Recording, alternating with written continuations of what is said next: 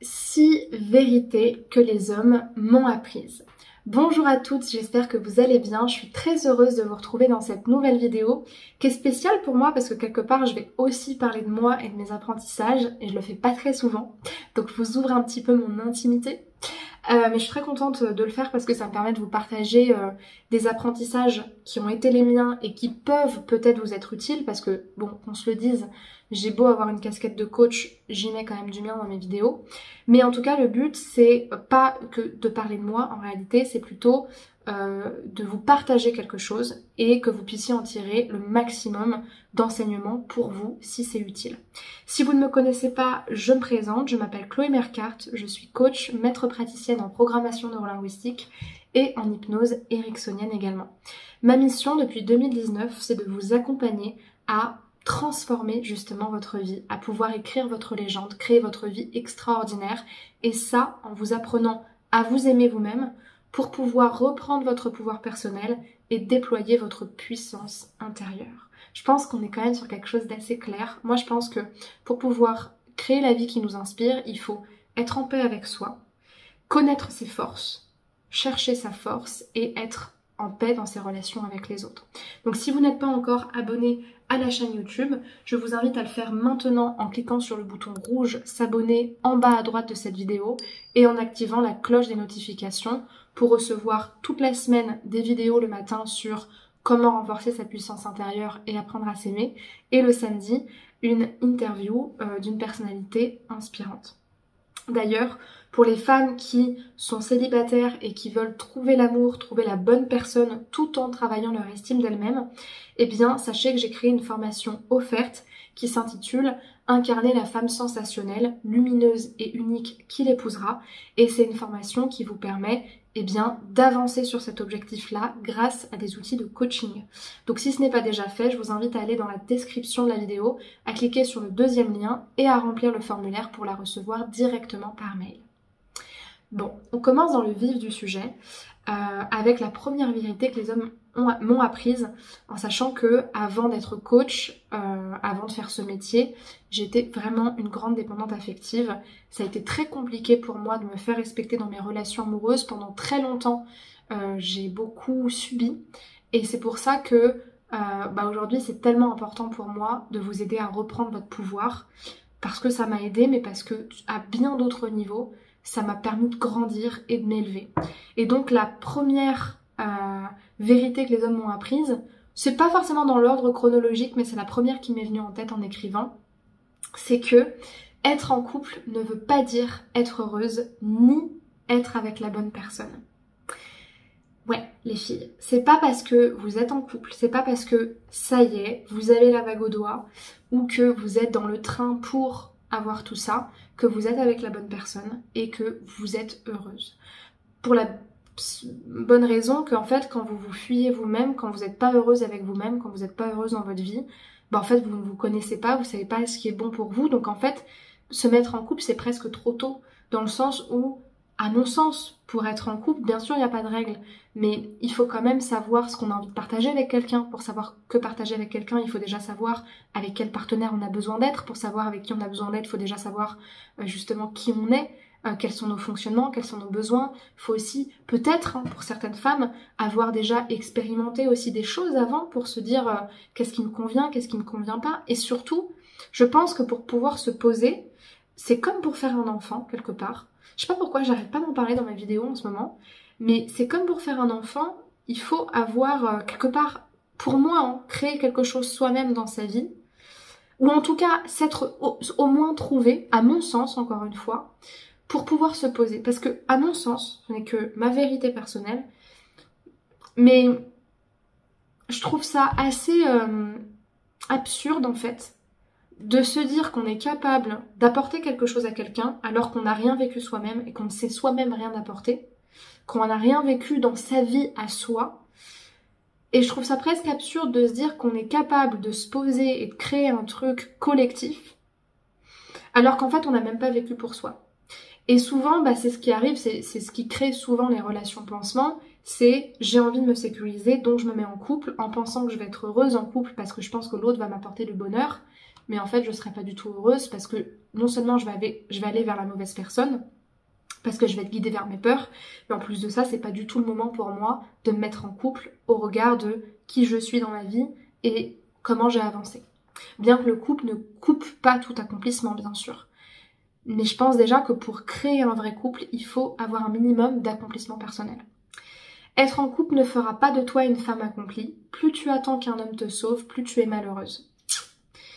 Ça, c'est vraiment l'apprentissage qui a créé S'aimer plus sain. Vraiment, littéralement. Donc, vous pouvez dire « Yes, merci l'ex de Chloé !» En fait, vraiment, littéralement, ce truc-là, je me rappelle, je l'ai compris le 25 décembre, non, le 26 décembre, ou je sais plus, allez, on va dire le 26. Ouais. Il devait être 11h, j'étais dans l'avion Toulouse-Nice, et je me suis dit, mais en fait, toute ta vie, t'as attendu qu'un homme te sauve. Toute ta vie, t'as attendu d'être heureuse parce que tu serais en couple avec quelqu'un. Et que n'importe qui d'ailleurs. Et quand j'ai appris ça, je me suis rendu compte que, en fait, mon but ultime, c'était d'être heureuse, comme tout le monde, a priori. Et qu'en fait, ma stratégie pour ça, c'était de me dire, il faut que je sois en couple, parce que si je suis pas en couple, je suis pas heureuse. Parce que la société, parce que plein de choses. Et en fait, quand on comprend ça, ça éclaire pas mal nos choix et ça nous fait voir le couple d'une toute autre manière, de même que notre vie et que la façon d'accéder au bonheur. Parce que c'est peut-être ça finalement le plus important. Troisième apprentissage, si tu ne t'aimes pas toi-même, personne ne t'aimera tel que tu es. Ou personne ne t'aimera bien, comme vous voulez. Si tu ne t'aimes pas toi-même, qui peut t'aimer?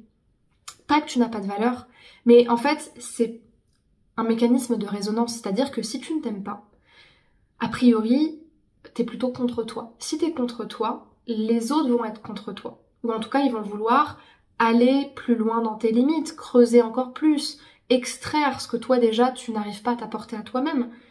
Parce qu'en fait, qui mieux que toi peut t'apporter l'amour que tu recherches? À part tes parents. Sauf que si tes parents te l'ont pas donné, qui d'autre peut le faire si ce n'est pas toi? Si tu ne t'aimes pas toi-même, tu vas forcément attirer à toi des personnes qui vont être dans l'à peu près, au mieux, et qui au pire vont en fait être à l'image de ce que tu penses de toi-même. Et imaginez 2 minutes les ravages que ça fait chez une personne qui se détruit, qui se dévalorise et qui pense qu'elle ne mérite pas mieux que des relations qui la détruisent. Ça fait beaucoup, beaucoup, beaucoup de dégâts. Quatrièmement, je l'adore celle-là, les hommes se comportent avec toi de la manière dont tu te comportes avec toi-même. Ou alors la qualité de tes relations est égale à la qualité de ta relation avec toi-même. Là, on est vraiment sur le même présupposé.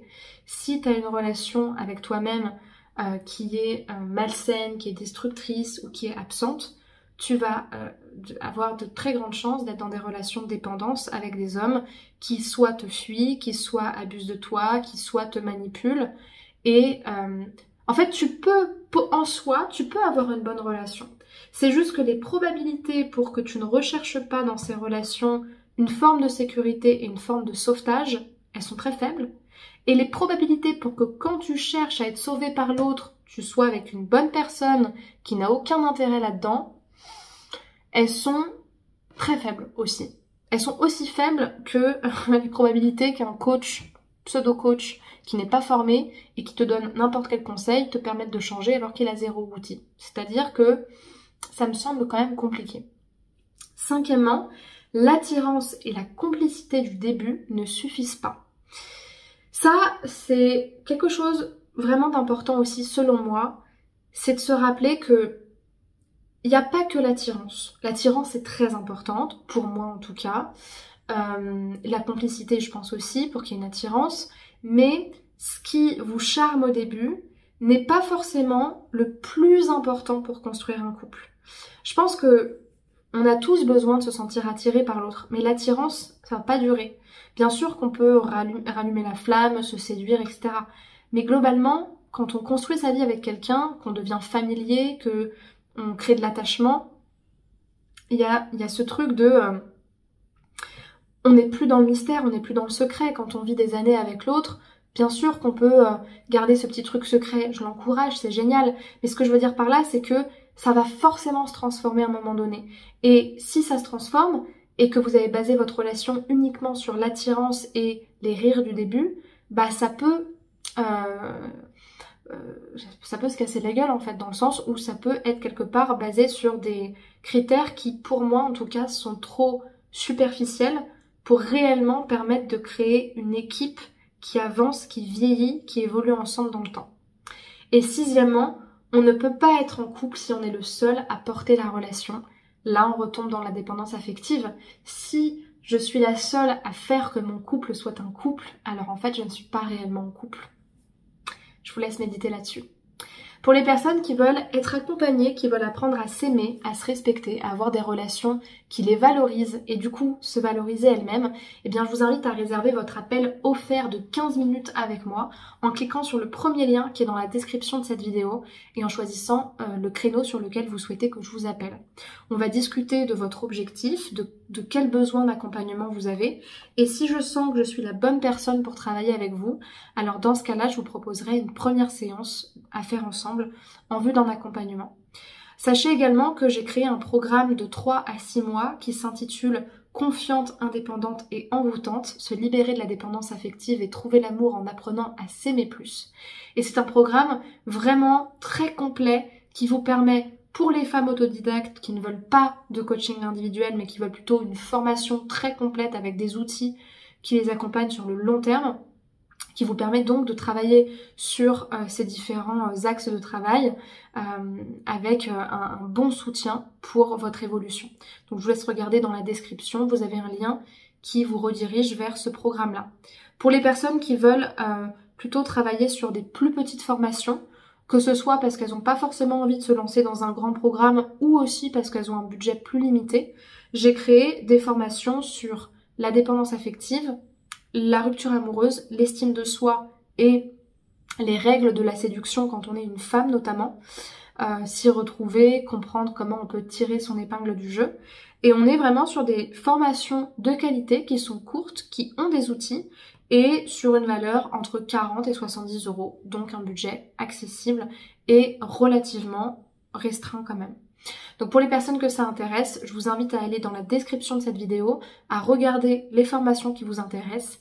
Et pour les autres, je vous invite à me rejoindre sur Instagram, TikTok, Facebook ou Spotify pour pouvoir m'écrire en privé et suivre mon contenu au quotidien pour apprendre à vous aimer.